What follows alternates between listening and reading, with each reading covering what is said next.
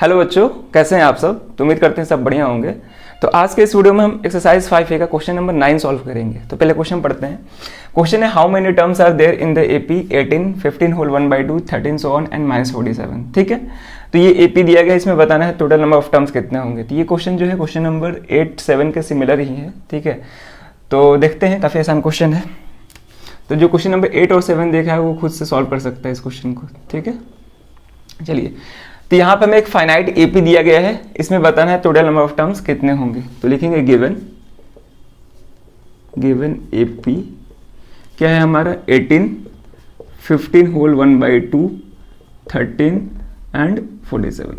ठीक है, -47 है। क्लियर है। चलिए, तो ये जो फ्रैक्शन, ये मिक्स फ्रैक्शन में है, इसको हम सिंपल में कन्वर्ट कर सकते हैं। तो ये हो जाएगा 18, ये हो जाएगा 15 2 30, 30 + 1 31/2, 13 सो ऑन एंड -47। बीच के कुछ नंबर्स नहीं दिए गए हैं, तो हमें बताना है कि इसमें टोटल नंबर ऑफ टर्म्स कितने होंगे। क्लियर है। तो हम बताया है कि किसी भी फाइनाइट एपी में अगर हमको टोटल नंबर ऑफ टर्म्स बताना होता है तो जो भी लास्ट टर्म है ना, जो भी लास्ट नंबर है एपी का, उसका हम टर्म नंबर निकालते हैं, यानी कि एन का वैल्यू निकालते हैं। यही एन क्या होता है, total number of terms in the given AP होता है। ठीक है, तो यानी कि इस नंबर का अगर हमें टर्म नंबर निकालना है तो उसके लिए हम मान के चलेंगे कि ये जो नंबर है इस एपी का nth टर्म है।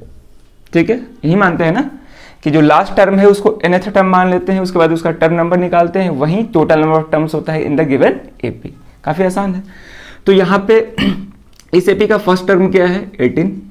ठीक है, कॉमन डिफरेंस क्या हो जाएगा, second term minus first term.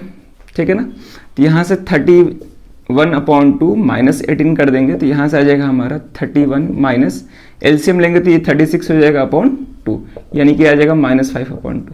सही है। तो इस एपी का जो कॉमन डिफरेंस है -5/2 आ गया। अब हमें क्या करना है, लास्ट टर्म को nth टर्म मानना है, जो कि क्या है -47। ठीक है, तो जनरल टर्म फॉर्मूला यूज करेंगे तो a + n - 1 × d = -47। क्लियर यहाँ तक।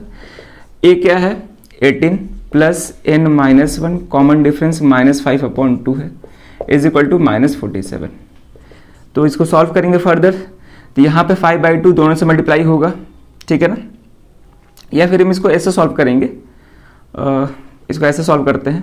18 को पहले उधर भेज देते हैं, तो यहाँ पे क्या बचेगा n - 1 × -5/2 = -47 प्लस 18 है, इधर आके -18 हो जाएगा, साइन चेंज होके।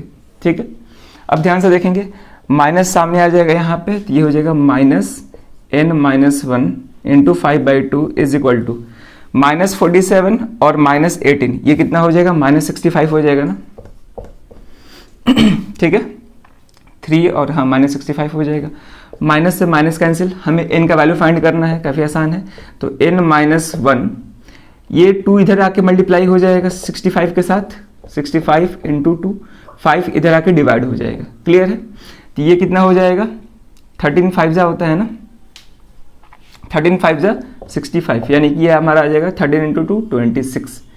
तो n - 1 का वैल्यू क्या आ रहा है 26 आ रहा है, तो देयरफॉर n = 26 + 1 जो कि 27 आ जाएगा।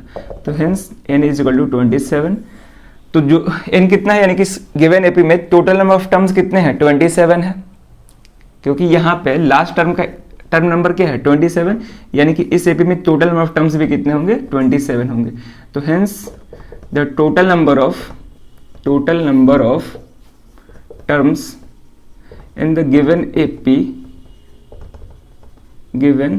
एपी वो कितने होंगे 27 होंगे। ठीक है, 27 है। तो अब तो इस तरह का क्वेश्चन सॉल्व करने आ गया होगा कि किसी भी एपी में, फाइनाइट एपी में, जब टोटल नंबर ऑफ टर्म्स निकालना होता है तो उस एपी का लास्ट टर्म का हम टर्म नंबर निकालते हैं, यानी कि n का वैल्यू निकालते हैं। जो भी n का वैल्यू आएगा वही क्या होगा total number of terms in the given AP होगा। ठीक है ना। तो इस तरह के हम 3-4 क्वेश्चन सॉल्व कर लिए इस एक्सरसाइज में, और एग्जाम्पल्स में भी कई सारे क्वेश्चन सॉल्व किए थे। ठीक है, तो अब नेक्स्ट क्वेश्चन जो होगा वो अब अलग तरह का होगा, लेकिन सिमिलर ही क्वेश्चन है। ठीक है ना, बस क्वेश्चन पूछने का तरीका अलग होगा। ठीक है, तो चलिए फिर, आई होप कि ये क्वेश्चन समझ में आया होगा। वीडियो देखने के बाद क्वेश्चन को खुद से सॉल्व करिएगा, कहीं कोई दिक्कत आए जरूर उसको कमेंट करिएगा। तो इस वीडियो में ये क्वेश्चन रखते हैं, अब मिलते हैं नेक्स्ट वीडियो में नए क्वेश्चन के साथ। Thank you.